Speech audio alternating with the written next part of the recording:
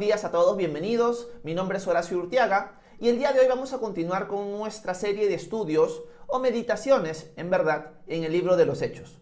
Hoy día vamos a entrar al capítulo 6, capítulo que va a cambiar un poco la temática en el sentido que la iglesia en los primeros 5 capítulos ha ido creciendo, pero también ha ido sufriendo persecución. Lo hemos visto en el capítulo anterior. En el capítulo 5 hemos visto parte de la persecución que pasan los apóstoles y si no me equivoco es en el capítulo 4 donde Pedro y Juan también son encarcelados por predicar el evangelio. Así que hemos visto un ataque externo. Pero a continuación lo que vamos a ver hoy, que es un texto corto en verdad, vamos a ver un problema interno de la iglesia. Así como hay problemas externos que buscan suprimir a la iglesia, también hay problemas internos que buscan dividir a la iglesia. Y generalmente los que causan los problemas internos somos nosotros. Así que vamos a leer el primer problema interno que tiene la iglesia en un sentido de división en el capítulo 6 de Hechos. Así que vámonos a Hechos capítulo 6 y vamos a ver qué es lo que el texto nos dice a continuación. Miren lo que dice el versículo 1. En aquellos días, el número de los discípulos iba en aumento. Pero también comenzaron las murmuraciones de los griegos en contra de los hebreos, pues se quejaban de que en la distribución diaria de ayuda, las viudas de los griegos no eran bien atendidas. Hacemos una pausa para decir varias cosas. Primero, la iglesia está creciendo, la iglesia se está multiplicando. ¿Esto qué significa? Que cuando la iglesia crece, también crecen los problemas. Pero este crecimiento, aunque trae en cierto sentido mayores problemas, no es algo negativo. Porque al haber mayores problemas, hay mayor oportunidades de servir. Ya cuando hay problemas, hay formas de solucionar los problemas. Pero siempre es así. Las iglesias pequeñas no tienen tantos problemas como las iglesias grandes. Porque mientras más pecadores son parte de la iglesia, más problemas hay. Así es la realidad. Así que como la iglesia está creciendo, empiezan a haber problemas. Y los problemas son entre los griegos y los hebreos. ¿Quiénes son los griegos y quiénes son los hebreos? Bueno, los griegos y los hebreos eran judíos que se habían ubicado regionalmente en distintas partes del mundo conocido. Los hebreos eran los que se habían mantenido en la zona de Israel. Eran judíos israelitas que se habían mantenido en la zona de Galilea, de Jerusalén, etcétera, etcétera. Estaban en esa región donde Jesús predicó constantemente. En cambio, los griegos eran conocidos como judíos helenistas. Eran judíos que no vivían en Israel, sino que vivían fuera de Israel. Podrían vivir en Egipto, podrían vivir en Grecia, podrían vivir en distintas regiones, en Siria, en Antioquía, etcétera, etcétera. Entonces, estos judíos helenistas habían abrazado, por así decirlo, parte de la cultura griega. Eso significa que no eran judíos, en cierto sentido, que guardaban muchas prácticas que los judíos hebreos sí guardaban. Se habían helenizado. Esa era la forma de hablar con respecto a un judío que había adoptado ciertas prácticas de la cultura griega, porque no vivían ya en Israel. ¿Qué sucede con esto? Que los judíos hebreos no veían bien a los judíos helenistas. No los veían bien porque los veían como impuros o como personas que se habían vendido ante la cultura griega que ellos despreciaban. Pero ahora, judíos griegos y judíos hebreos se han convertido. Son hermanos, son parte del cuerpo de Cristo, son parte de la iglesia. Y sucede que dentro de estos dos grupos habían viudas, habían mujeres que habían perdido a sus esposos y no tenían forma de sustentarse. Como la iglesia está vendiendo todo en este momento eufórico de crecimiento y están compartiendo los unos con los otros, obviamente al ser miles, tienen que haber ciertas personas encargadas de la distribución. Pero aparentemente por lo que sucede aquí, la distribución solamente está yendo a las viudas que son de los hebreos y no a las viudas que son de los griegos. Y esto genera un conflicto. Porque obviamente las que son de nuestro clan, por así decirlo, están siendo desatendidas, mientras la de los hebreos, bien vivos ellos, sí están siendo atendidas. Así que esto genera el primer conflicto interno dentro de la iglesia. El tema de proveer para las viudas de aquellos judíos cristianos hoy en día que no eran parte de Israel, sino que se habían dispersado y habían adoptado cierta cultura griega. Ese es el conflicto en general. Acá hay varias cosas importantes. La primera cosa importante que nosotros tenemos que remarcar es que el corazón de Dios, desde el Antiguo Testamento en adelante, siempre marcó un énfasis muy, muy fuerte y muy importante para el cuidado de la viuda y de los huérfanos. Nosotros, por ejemplo, lo vamos a ver en la carta de Santiago, que la verdadera religión es atender a la viuda, al huérfano, visitar a los presos. Ese es el corazón de Dios. Dios desea que nosotros cuidemos del desvalido. Él desea que se cuide del desvalido. La viuda era una desvalida. ¿Por qué? Porque la viuda no tenía otra forma de sustentarse en ese tiempo. Si perdía, por así decirlo, el sustento de su esposo o de sus hijos, quedaba desahuciada. Los judíos, el pueblo de Israel, no estamos hablando ya de la iglesia, sí tenía una forma de poder apoyar a las viudas judías. Pero ahora ya no las van a apoyar. ¿Por qué no las van a apoyar? Porque se han convertido, se han vuelto cristianas.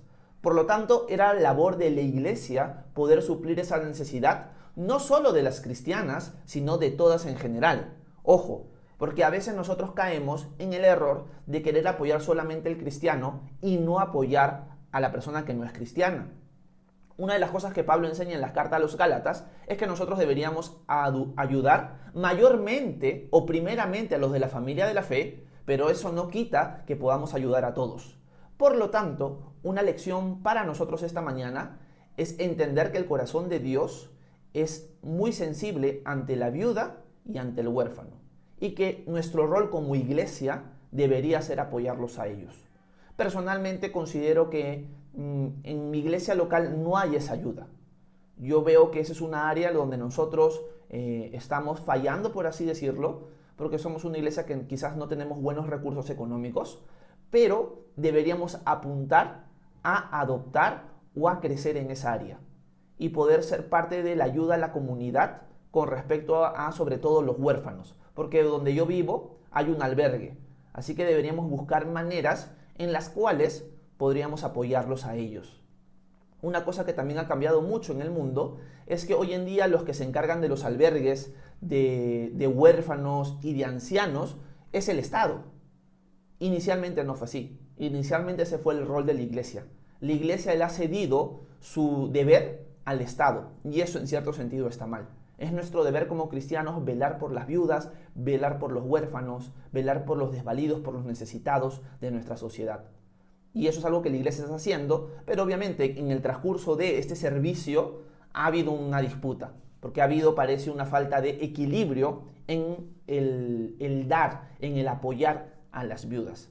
Eso es lo primero, el corazón de Dios que debería ser nuestro corazón, con la viuda y con el desvalido. Y la segunda cosa importante en este primer versículo nada más, es que una de las cosas que sucede es que surge una queja. Y esa queja, en cierto sentido, hacia los apóstoles, de que no se está atendiendo a un grupo de las viudas, es una queja buena. ¿Por qué digo que es una queja buena? Porque lo que generalmente pasa dentro de las iglesias locales es que no surge una queja hacia el liderazgo, sino surge una queja entre los congregantes. En otras palabras, la queja se queda en chisme, pero no pasa a oídos del liderazgo de la iglesia. Y ese es un problema muy grande, el chisme dentro de la iglesia. Una de las cosas que destruye más a la iglesia local es el chisme. ¿A qué me refiero con chisme? Podríamos definir el chisme como algo que tú dices acerca de otro, pero que no se lo podrías decir en su cara.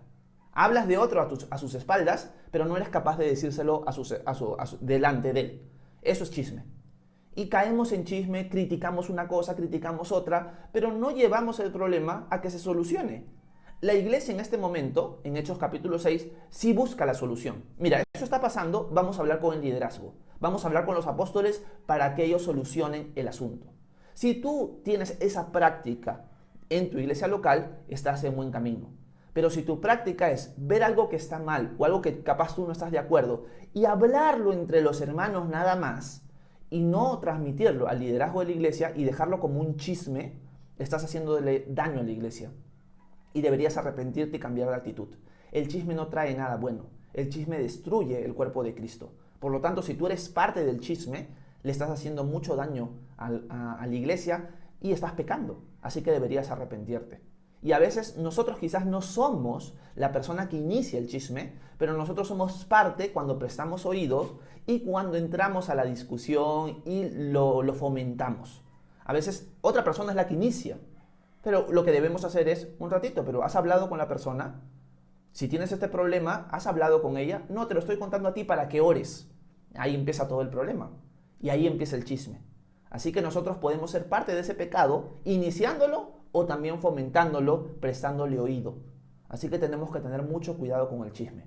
En este caso, la iglesia no ha caído en chisme, sino ha llevado el problema a que sea solucionado. Vamos a ver a continuación cómo los apóstoles solucionan el problema.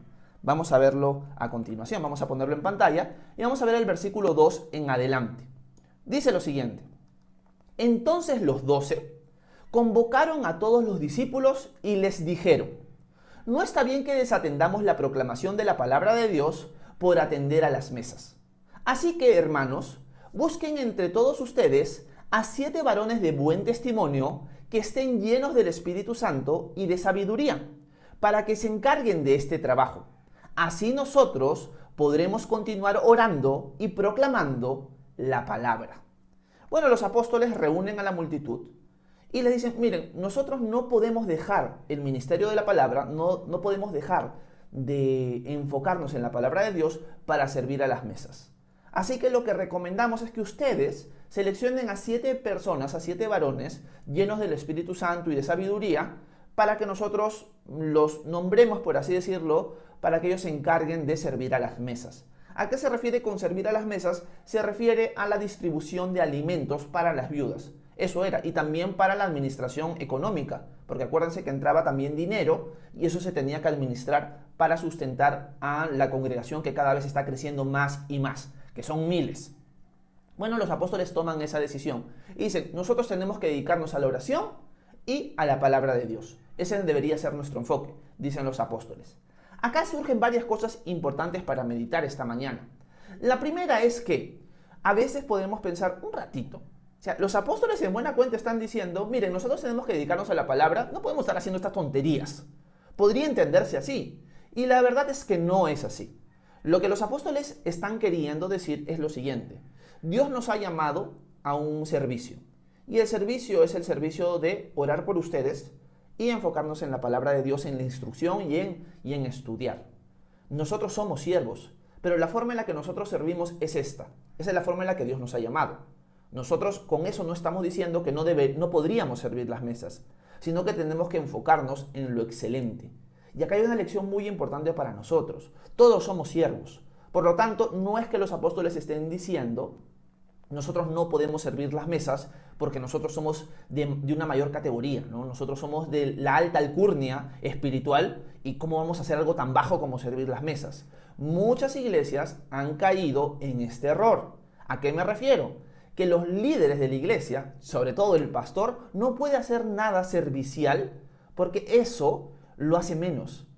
Yo he conocido algunas personas que cuando me han conocido a mí, yo un tiempo estuve alojado en la casa de unos hermanos, muy lindos ellos, que me alojaron durante muchos años, y yo lavaba los platos a la hora del almuerzo. Yo no sé cocinar mucho, la verdad, y mi rol era lavar los platos. Entonces terminamos de comer todos como familia, y yo me iba a lavar los platos después. Y llegó una señora que era familiar, pero ella venía de una iglesia donde el pastor lo ponían pues por encima de todo. Y ella se quedó infartada de que yo, siendo pastor, lavara platos. ¿Se imaginan eso? Muchos de nosotros hemos caído en cosas así. Tenemos que tener cuidado, eso no está bien. El pastor es un siervo, al igual que ustedes son siervos. Por lo tanto, no deberíamos exaltar al liderazgo de la iglesia, porque al final todos somos siervos. Porque el Hijo del Hombre no vino para ser servido, sino para servir y para dar su vida en rescate por muchos. Así que los apóstoles no están diciendo: nosotros no podemos hacer eso, ¿no? Sino que nosotros queremos enfocarnos en lo excelente. Y acá hay una lección importante. Todos somos siervos y todos deberíamos servir en distintas cosas, pero tenemos que orar y pedirle al Señor: Señor, ¿cuál quieres tú que sea el enfoque principal de mi servicio?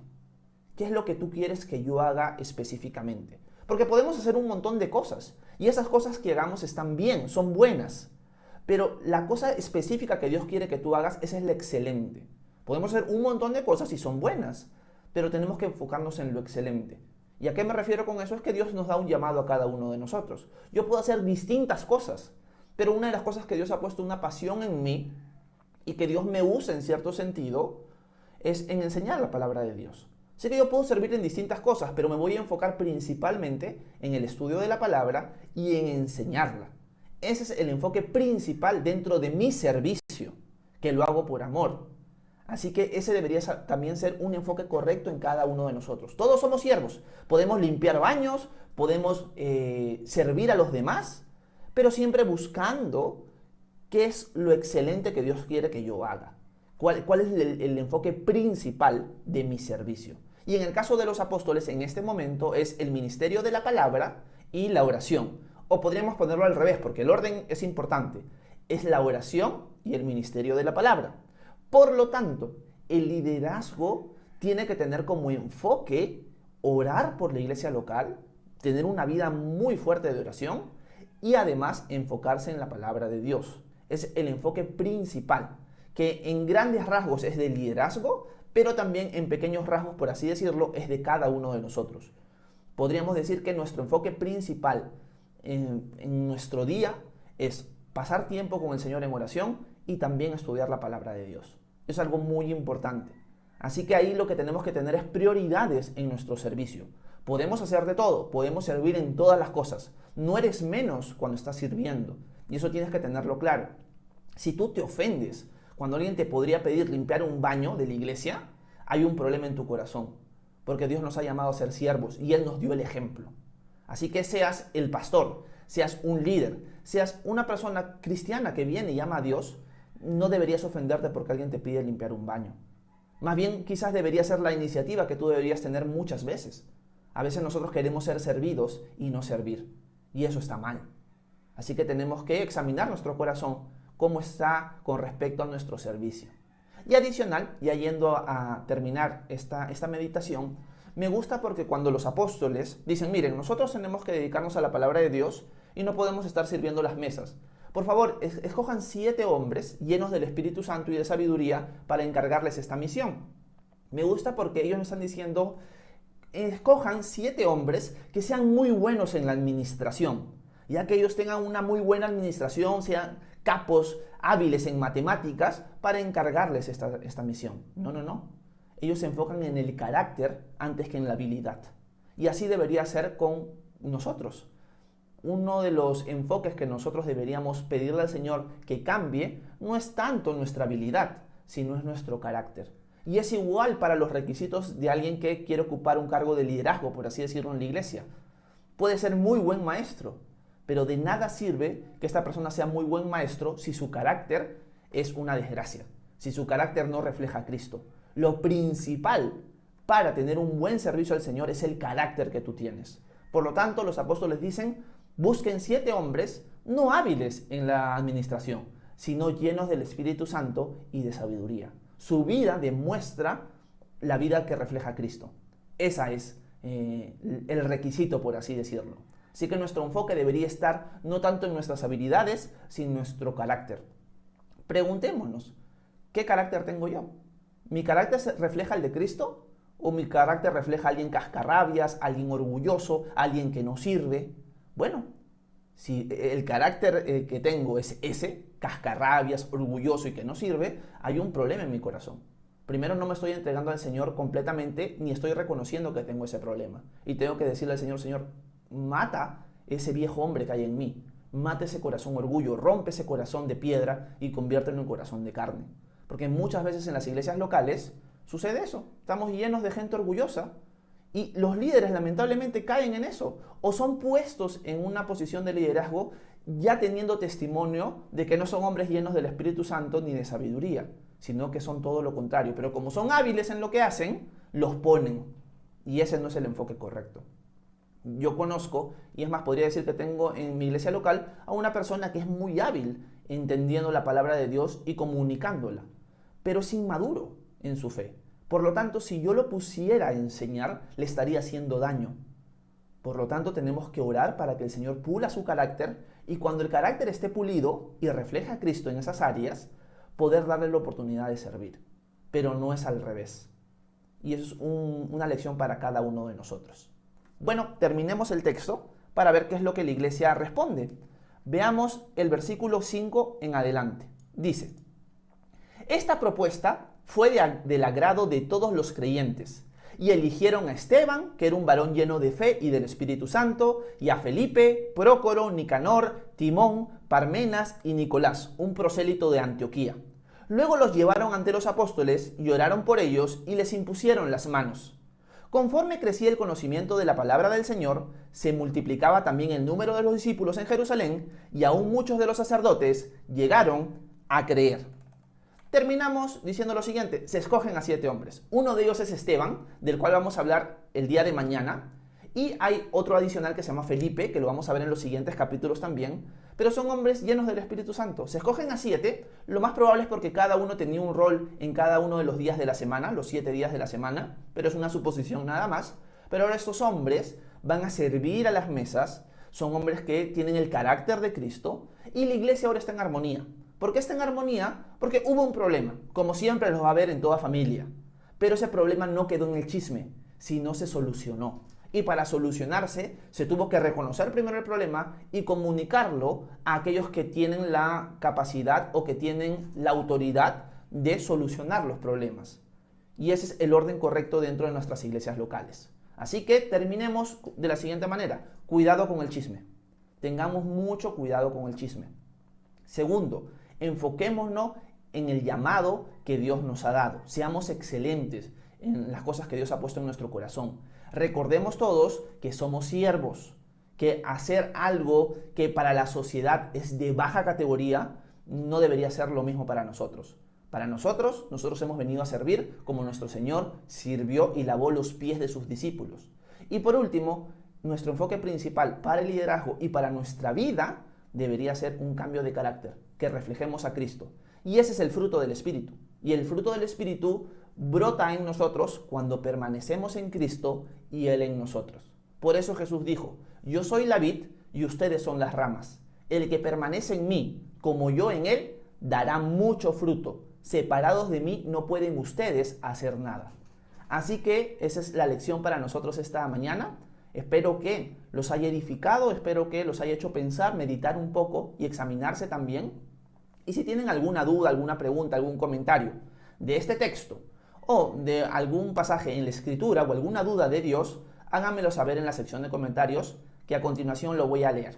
Gracias por su atención, que Dios los bendiga a todos.